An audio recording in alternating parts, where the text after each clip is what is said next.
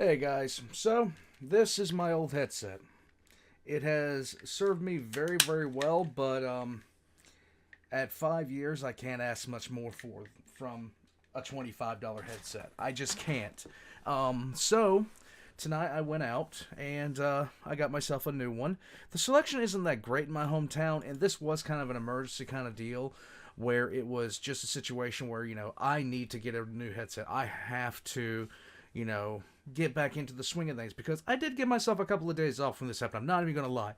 I did give myself a couple of days off just to mentally go through some stuff and just sit back and relax a little bit, which I haven't done for a very long time. I'm going to start trying to get myself back on a rotating schedule where I get a little bit more free time during the day. And I have started up the second channel. Be expecting things on that shortly. I will, of course, post links. A lot of my older, like my lore videos are going to go to that channel. They're going to stop being here and wind up over there, because I got a feeling the algorithm is burying them. And that's, that's partially my fault, because I introduced lore into a reaction channel and the algorithm is just not going to pay any attention to that whatsoever. So I'm hoping that by separating my lore from the reaction channel itself, more people will be able to watch, and I won't be hurting myself with the releases I do, because the algorithm is a funny thing. It is a fickle thing, and you can really tell it when you start looking into details about videos and things like that, something is getting accepted, other things are getting buried, and that's just the way it is. It's all about the algorithm. Today, though, for my first comeback, and the first video I'm going to be listening to on this, is a PancreasNoWorks video, Do or Don't on the Adeptus Custodes. Now, there's been a lot of requests that I have gotten behind on, and I understand that, guys. I have heard so much stuff. So much stuff has happened since I had the first breakage of the headphones, and then what really happened was the entire left ear just completely stopped working, and the right ear had a whole bunch of static, and that happened a few days ago. Actually, I was actually playing the Among Us game, and my head was pounding because of it. But I'm getting back into the swing of things now. These are sound cores. These are sound cores that I'm wearing right now. Noise canceling. I'm listening to music and stuff like that right now, and I'm hearing it in a way that I kind of forgot that music got played in, just because I've had one particular set of headphones for a very long time now. But here we go. Enough of me ranting and raving. PancreasNoWorks, Do or Don't on the Adeptus Custodes. Let's go. Do or don't. One of the great things about the Guard is how, despite being regular people in a setting of superhumans or super elves or his voice sounds so different. Oh my god. super bugs and what have you, they still pull out victories regularly and make sure everyone knows you just got beat by a bunch of nobodies, which is something that makes them uniquely appealing. But at the same time, sometimes you want to be at the other end of that spectrum. Sometimes you want to be the super soldiers to end all super soldiers. Instead of being an endless swarm of humanity backed by enough basic equipment to drown the Sahara Desert in tanks, maybe you want to be part of a very finite group of people who are all so disgustingly overpowered they make Goku look like he needs to hit the gym more often. And between hitting 30k and approaching 40k subscribers, I figured it'd be fitting to talk about the fellows who embody 40k potentially more than anyone. Incredibly over-the-top supermen fighting the name of a dead god in a nightmarish dictatorship, all the while wearing a tractor's worth of metal. Super soldiers that face the unrelenting horrors of the galaxy with no more than a shrug and an eye roll because they're so far above it all, it's like comparing Mount Everest to a sledding hill. So if you like being the best of the best of the best of the best, being part of a chosen few most people can't even dream of being a part of, wearing armor so gaudy even the Elder would tell him to take it down a few notches, then look no further than the Adeptus Custodes. Oh, and the Sisters of Silence, they're included too. You didn't think I'd forget about the Banana Girls in the Banana Boy video, did you? But first, a word from our sponsor. You know them, you've seen them, but for the first time on my channel, I would like to announce that this video is sponsored by none other than Raid Shadow Legends. Are you ever sitting on your phone thinking you... Okay, so I'm going to skip this one only for one reason. This video came out a year ago, and I don't even think this promotion is still active. Here we go. Only reason I skip ads like this is if I know this is probably not active. The Adeptus Custodes are what happens when God decides that just because he's all-powerful doesn't mean he can skimp out in the bodyguard department. When the Emperor was conquering Terror to turn the home world into the throne world, he realized he would need some super soldiers to make sure the victory was a guarantee and not just a probability. So he made the Thunderers, and they were great at killing and awful at everything that wasn't killing. But he also made the Adeptus Custodes, and you know what? The Legio Catagigas, which was the Thunder Warriors, were such a slapdash measure, but they were a slapdash measure that was purpose-built to do only one thing, which was crack a pistachio with a sledgehammer, and they did it very effectively. Nailed it with these guys. Literally zero flaws with the end product. Unfortunately, producing these glorious bananas is expensive. Like Jeff Bezos would go bankrupt trying to make one of them expensive. So despite the fact that anything His Glowy Majesty threw them at was swiftly referred to in the past tense only, the Emperor had to make do with the replacements of the Thunder Warriors, the Space Marines, instead, since there was really only enough resources to maintain 10,000 Custodes, more or less. Fast forward through the Horus Heresy, and the Custodes go from bodyguarding the Emperor by standing around and looking cool to fighting a never-ending war against demons in the halfway point between reality and hell. Because once again, Magnus did something wrong. A bunch of them died, though probably with a KD ratio that would make a nuclear strike jealous, and then the Emperor bites it and has to get put on the Golden Throne. Guilliman and Rogel Dorn tell the Custodes to sit put in the Imperial Palace and guard the Emperor for all eternity, and the Custodes smile and nod and then immediately start performing covert ops stuff all around the galaxy because no one but the Emperor can tell them what to do. Fast forward 10,000 years once again, the Emperor still hasn't undied yet, but Guilliman has, and he gets rid of his stupid order. Finally, the Adeptus Custodes alongside their allies, the Sisters of Silence, can officially get back in the game. And more importantly, Games Workshop can put them in the store for you to buy. The Sisters of Silence, meanwhile, were also formed roughly around the time of the Custodes in order to combat any psychic threats the Imperium might encounter. They're all blanks, which means they have no soul, or they have a negative soul, which is different than having no soul somehow. Yes. I don't understand it, but whatever, I guess. Either way, when they're around wizards, magic doesn't work, and when they kill a demon, that thing doesn't just get banished back to the warp. That dude is dead. And despite not really having any augmentations, they keep up with the Custodes no problem. Of course, after the heresy ended, they also disappeared for 10,000 years to babysit spaceships full of untrained wizards. It was one of the biggest lore gaps that I ever saw between 30k and 40k. Oh, and by the way, if you see this cord doing like this, it's because I haven't charged the thing yet, and I have had yet to take a wireless. But what was one of the biggest gaps I saw between 40k and 30k? It's kind of the same way with the Lucifer Blacks and a couple of other groups that were just ridiculously awesome that got, completely taken away. When the Emperor got put on the throne, everybody that had important roles to play just suddenly stopped playing those roles. The Custodes stopped being the strong arm of the throne. The Sisters of Silence stopped being the anti-psyker division. Everything just kind of went away. Before Guilliman once again realized how stupid this was and brought them back into the fray alongside the Custodes. AKA Games Workshop realized those models would probably sell pretty well too. Yes, they would. The story felt lengthier than usual, but either way, that's what you should know before going into the talons of the Emperor. So why go for these guys? Well, do you want to be the winner? Because the Custodes are going to win all the damn time. Like half a dozen of them went against 10,000s of Tyranids and won without a single casualty. At one point, they went up against what was basically an infinite amount of demons by themselves and managed to hold the line long enough for the Emperor to shut the door in their faces. These guys are busted. Whenever they get deployed to a battlefield, the Imperium classifies it as a win. Thanks for coming, everyone, but the battle's over and you just don't know it yet. Even if they somehow lose, it's still called a win, so propaganda has your back, baby. The only in-universe enemy that has a chance in a 1v1 against the Custodes is an Eldar Harlequin, which makes sense because they're more or less the Eldar equivalent of the Custodes. Their god just isn't stuck on a couch. Like I said in the intro, they're also the guys for if you want to be the best of the best. The Custodes have a somewhat varied depiction in lore. They have been depicted as being weaker than Space Marines on a few occasions. However, they're usually depicted as being vastly superior, at least in a 1v1, and frequently even as a whole. One Space Marine during the Heresy even wondered if they were so effective at killing Space Marines because it was their intended purpose. Everything about them just oozes quality. The Emperor gives them their weapons and armor directly, and may or may not have handcrafted them as well, at least before we stop moving forever. The Custodes, for the large part, were in about 90% of the Horus Heresy lore and all the other lore surrounding the Custodes.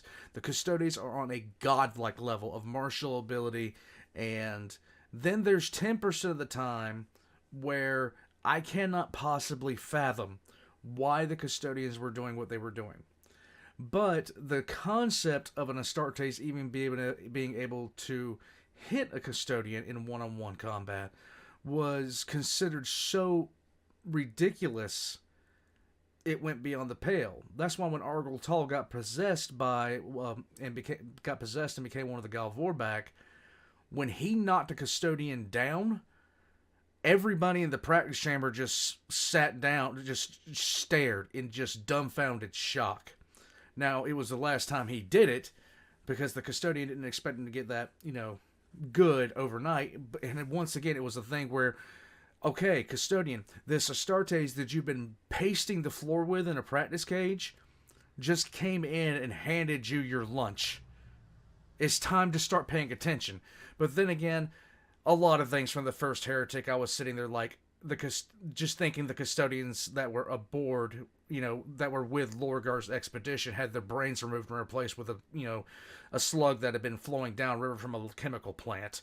It's just, I don't understand. The process to make them is unique to each Custodes and is a massive investment. It's no exaggeration to say that the cost of making a Custodes is measured in planets. You are without a doubt the cream of the Imperium's crop. My favorite quote about them is when the Emperor outright told them he is careful to waste their lives while he'll let others be killed without a second thought. See, he wasn't just a horrible father to the Primarchs, he played favorites with all of his children. And even the Sisters of Silence are incredible by themselves. They keep up with the Custodes despite not having any augments for themselves. Their training is so balls to the wall that they can keep up with demigods just with their workout routine. With the Custodes and Sisters together, you have what's called the Talons of the Emperor. They are outright said in universe to essentially be an invincible fighting machine. The Custodes have no equal in the physical realm. If it exists, they can murder it. The Sisters of Silence job, meanwhile, is to anchor anything magical into the physical realm so the Custodes can kill it. If you want your faction to have a higher purpose, it's hard to beat these guys and girls out in that department. They're supposed to be not only God's bodyguard, not only the best super soldiers the galaxy has ever seen, but the people who are supposed to guide and protect humanity as it matures into a new age. They're a faction of angels. Like, I know that the Space Marines are often called the Emperor's Angels of Death, but that should go to the Custodes, not the Marines. Their tabletop stats are very much reflective of how incredible they're supposed to be. How about we just cut straight to the chase? If you play Custodes, you're winning a fight against pretty much any infantry. Maybe things like Wraith Blades and Cornate Berserkers stand a chance against you in melee, but that's it. Each basic Custodes has a stat block of what would be a character unit in another army. I was comparing the Spirit Seer stats, a Hero Psyker unit, to the basic Custodes model stats, and yeah, sorry my fellow elf lovers, we are not winning that fight. In fact, if you're in a 1v1 situation as a Custodes, just assume you're gonna win. 2+ armor save, 4+ invulnerable save is the standard here. You don't get to be God's bodyguards without being qualified. Bravery is also a non-issue. Their leadership is so high that essentially you're never taking morale casualties. Retreating to fight another day is disgraceful. You're gonna die like a warrior and like it. Of course, you might think that they're mostly a melee army and can't really shoot. No. Nah, you're wrong. Sure, they're best at melee, but they're still solid at shooting. Their basic guns deal 2 damage. Marines with 2 wounds might think they're oh so special until the Custodes roll up and obliterate them anyways. I'm sorry, did you think your power armor was worth anything? It's not.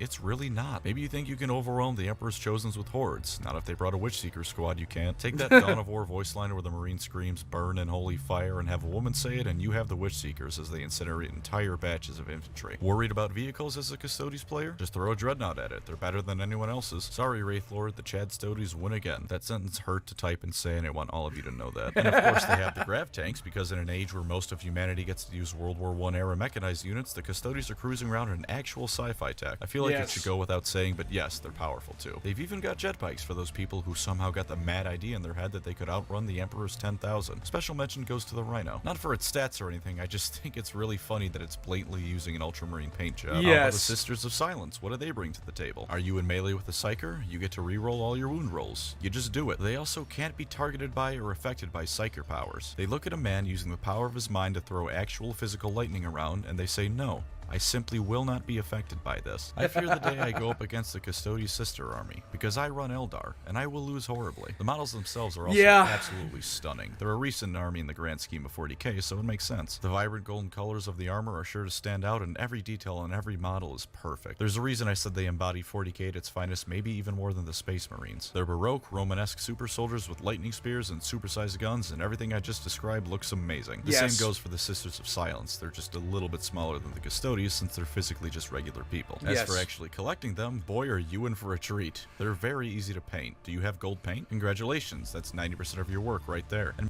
gold, red, and maybe white. That's all you will need to paint a Custodes. That's it. Because metallic paints are easy to work and with, some as long as you don't pour it directly onto the miniatures, it'll look good. The rest is some black, red, and gray for the various mechanical bits, and cloth highlights, and bam, you're finished. The pricing of these guys isn't as bad as you might immediately think either. You're getting less models for what you spend, this is true. But because you need less models to fill up a Custodes army, you won't be spending nearly as much money as a Guard, Tyranid, or Orc player. Save your wallet and the Imperium at the same time. That being said, even if it's entirely possible to build a solid Custodes army relatively cheaply, you aren't saving as much money as you potentially could be for reasons I'll I'll get into. But of course, it isn't all fine and dandy, even for these guys. What sets them back from being perfect? Well, for the lore, you might be fighting for a grand cause, but you are fighting from the most uneven footing possible. The Custodes aren't just called the 10,000 because it sounds cool. There's only 10,000 Custodes in the galaxy. And while the Sisters of Silence don't technically have that same number cap, blanks are incredibly rare, so there certainly aren't many of them either. The fact that you're a veritable god of war isn't the Custodes being OP, it's what they need to make any kind of meaningful progress. Every loss is nearly irreplaceable, so while the orcs can lose 1 billion boys in a single battle and not care, a casualty report of 5 Custodes is devastating. Despite being the top dogs of the Imperium ability-wise, you still get less focus than the Marines in the lore. And yes, every time I cover an Imperium faction, I am going to be bringing this up. The Custodes are always depicted winning, sure, but so are the Marines and they get the attention more frequently. I still think they're in a solid second place when it comes to how they're treated, but once again, if you play these guys, you aren't getting all the attention. Custodes are also pretty detached from the average person in a multitude of ways. First off, their status is they're just not even close to being detached. They are completely removed.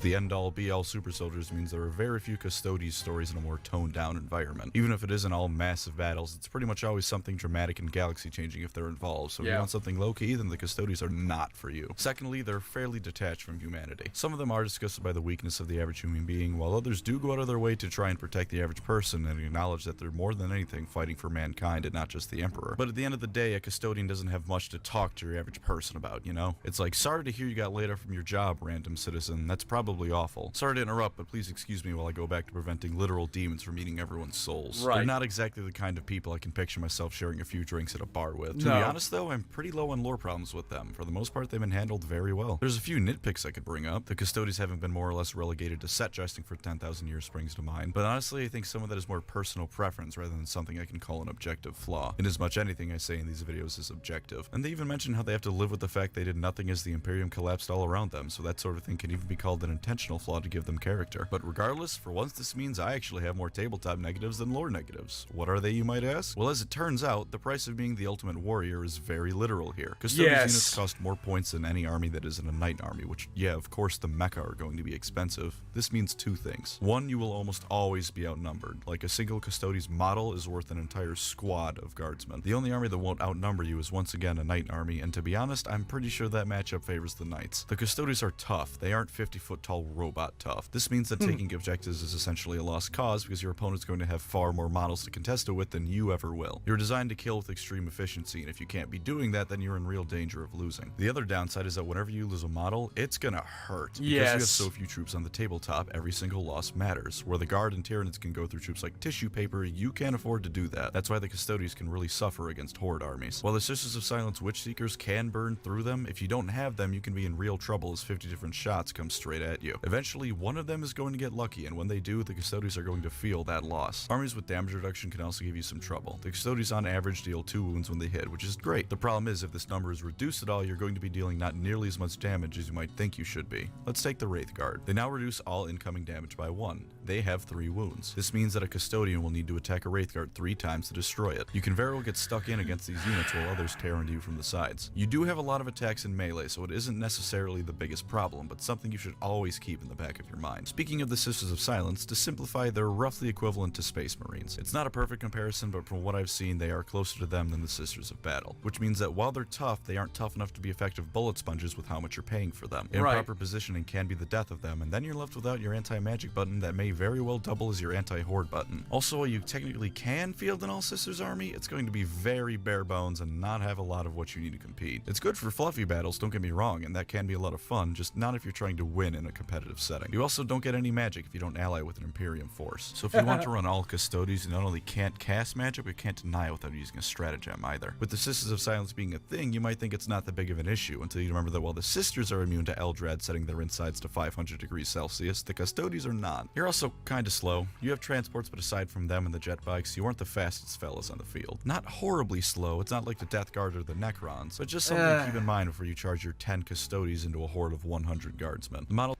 And you see, that's kind of weird. It's again the game nerfing the Custodes, because otherwise you'd have about maybe 20 Custodes versus an army, because the Custodians in the lore are insanely fast. And I mean insanely fast. Models themselves are also pretty samey. The sisters bring some nice diversity into the mix, but even then they don't really take away from the feel of buff person in golden armor. They also don't have many characters, and the ones they do are buff Not dude in kidding. gold armor, buff dude in gold armor, and buff girl in gold armor. Not exactly a whole lot of variety here. Speaking of, if you can't stand the color gold, just leave. There's nothing for you here. Finally, and most glaring for your wallet, is this. While I didn't mean it when I said you can collect a solid Custodes army for cheaper than other armies, compare the amount of Forge World models available versus the Games Workshop web store models available. You'll Yes. notice that it's exactly the same. If you want the full-fledged might of the Talons of the Emperor, you're going to be spending some major cash. This isn't just some minor units you'll never care about either. This is things like jump troopers and all your heavy armor. Without managing to find Forge World models on eBay or selling your soul away in exchange for resin, you aren't getting the full armor without breaking the bank. Oh yeah, it's Forge World, so resin of course. No one's perfect, I give up. And there we have it, the forces of the Adeptus Custodes and the Sisters of Silence. Nearly invincible in the field of battle, inspiring fear in the hearts of foes and awe in their allies. While you may be outnumbered and outgunned, you'll never ever be outmatched. If you don't mind having the least amount of models in the field and an obsessive use of the color gold in exchange for the ultimate 1v1 supremacy, then there's no better army for you. Thank you of course to my channel members. The continued support is great. Yeah. Whenever you hear about somebody building Custodes, because they want to have that elite unit experience, but you're going to get that elite unit experience because holy Christ, the only way that you make the custodians on the tabletop is to legitimately have them outnumbered 8-1 and win. That's it. And even 8-1 is really pushing it lore-wise. Really, and I mean really seriously pushing it. Let's get to the end here. Hold on a second. I'm genuinely surprised to know this, but are you aware that Custodes is actually the correct Latin term for guardian? Like Games Workshop didn't pull an Astra Militarum on us, that's actually how you would say it if you were a Roman. Guess even a broken clock is right twice a day, huh? Yeah. It's actually kind of true. Guys, first video with these was awesome. They feel really good. In any case, the Custodians I've always really loved, but at the same time, they kind of get the same kind of treatment that you'd expect out of like Cain or like the Avatar of Cain and a couple other things in the lore. Some of them are just put there simply put to lose, because in any other fashion they wouldn't. I remember when I read The Outcast Dead, and I really enjoyed The Outcast Dead. Don't get me wrong, I enjoyed The Outcast Dead. But an unarmed world eater killed a custodian by ripping his spine out. And the first thing that went through my head was, no, he didn't. And I don't care how injured that custodian was. A single world eater in no armor is not doing jack all to a custodian. And I don't care how wounded they are or what the nature of their wounds is. A lot of people had a problem with that book, including myself. And of course, I already talked about the first heretic. They had to make the custodians stupid in order for some of that plot to go forward, because it was the leaving it alone. Leaving it alone. Anyhow, guys, thank you for joining me. We're back into it. I'll catch you guys next time. You ever wonder if we could ever get another Xenos faction? Just saying.